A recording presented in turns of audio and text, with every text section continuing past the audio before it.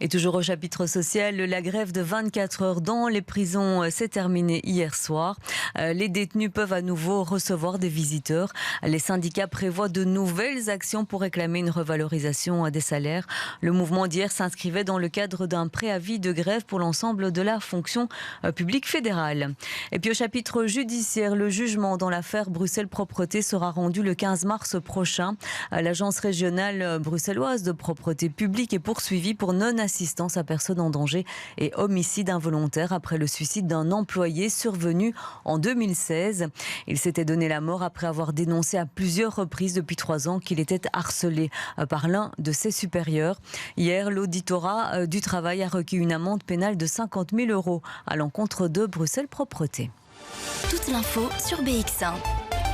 Des soins plus précoces et plus accessibles aussi, et une prise en charge des malades en crise, c'est ce que préconise la réforme de la santé mentale. On va voir cela avec vous, Anaïs Corbin, car pour y arriver, le ministre de la Santé, Frank Vandenbroek, veut financer 19 nouvelles unités de soins spécialisées. Oui, Jim, la souffrance psychologique est plus présente que jamais dans notre société. Aux maladies classiques se sont ajoutés les dégâts collatéraux du Covid, une épidémie de burn-out, le phénomène d'éco-anxiété ou encore des détresses émotionnelles.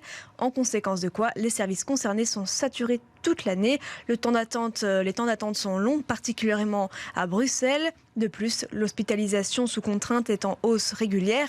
Pour 5 800 par an en 2005, elle est aujourd'hui de plus de 9 000 en 2022, soit une hausse de 50% en 18 ans. Une donnée en hausse est particulièrement en Wallonie et à Bruxelles. En Belgique, une personne sur 3 est confrontée à un problème de santé mentale au cours de sa vie. Le pays compte plus de 11 000 places d'hospitalisation en psychiatrie, soit 100 lits pour 100 000 habitants. C'est un des taux les plus élevés dans le monde. Le souci vient d'une répartition géographique inégale. On ne trouve que 600 lits à Bruxelles, alors que la région compte 1 200 000 habitants et qu'elle accueille aussi des malades wallons ou flamands. Ce que remarque Caroline De Peut, responsable du service psychiatrique à la clinique Fondroy et membre de l'association belge des syndicats médicaux.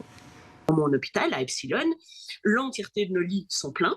On n'a pas une place et on a des listes d'attente qui vont jusque 2-3 mois. Bruxelles est un centre urbain tout à fait particulier dans le paysage belge, puisque on accueille quand même la plupart des réfugiés. Il y a une population de SDF qui est assez importante, comme dans tous les centres urbains, mais on accueille jusqu'à 30% de personnes qui viennent d'en dehors de Bruxelles, parce qu'il y a beaucoup de gens dans la périphérie, Brabant wallon, Brabant flamand, mais même un petit peu plus loin, qui viennent à Bruxelles pour avoir des soins, parce qu'ils ont l'impression que c'est à Bruxelles que ça doit se faire. Donc il y a jusqu'à 30% des lits et des soins qui sont occupés par des patients non bruxellois. Donc quand on met l'ensemble de ces populations, des patients plus pauvres avec les SDF, qui demandent des soins tout à fait particuliers avec les réfugiés et les gens qui viennent de l'étranger et les gens qui viennent d'en dehors de Bruxelles, on voit qu'on a en fait des besoins de soins qui sont beaucoup plus importants que le bassin réduit à quoi peut correspondre Bruxelles à un niveau théorique. Et donc, de manière générale, le ministre de la Santé, Frank Vandenbroek, lui dégage 200 millions d'euros pour réformer la santé mentale. Oui, l'objectif est de passer d'un modèle hospitalo-centré à un modèle axé sur la prévention et la détection précoce des problèmes, mais aussi l'accessibilité financière, la proximité et la collaboration entre les acteurs de terrain. Niveau infrastructure, les chambres et leur mobilier sont adaptés pour que l'environnement paraisse moins médicalisé. Et pour ce faire, une vingtaine de réseaux de soins de santé mentale ont été créés récemment.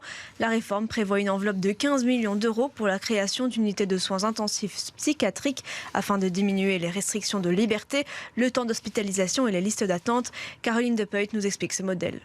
Il faut pouvoir offrir un réseau qui offre une accessibilité qu'on appelle bas seuil, c'est-à-dire que vous puissiez, quand vous n'êtes pas bien, avoir un accès à quelque chose sans devoir mettre en œuvre tout un processus qui est compliqué justement du fait de votre maladie mentale. Ça permet aux services hospitaliers de psychiatrie qui prennent en charge des pathologies complexes de prendre un peu moins de patients avec le même nombre de personnel. Dans les services psychiatriques, on appelle ça des services psychiatriques 1 pour aigu, eh bien, on a un taux de personnel. Pour 30 lits, il y a plus ou moins 16 équivalents temps plein qui peuvent être engagés, donc 17 membres du personnel. Eh bien, dans ce genre de service ou qui accueille des pathologies, comme je le disais, psychiatriques, avec en même temps des grosses crises, en même temps des consommations.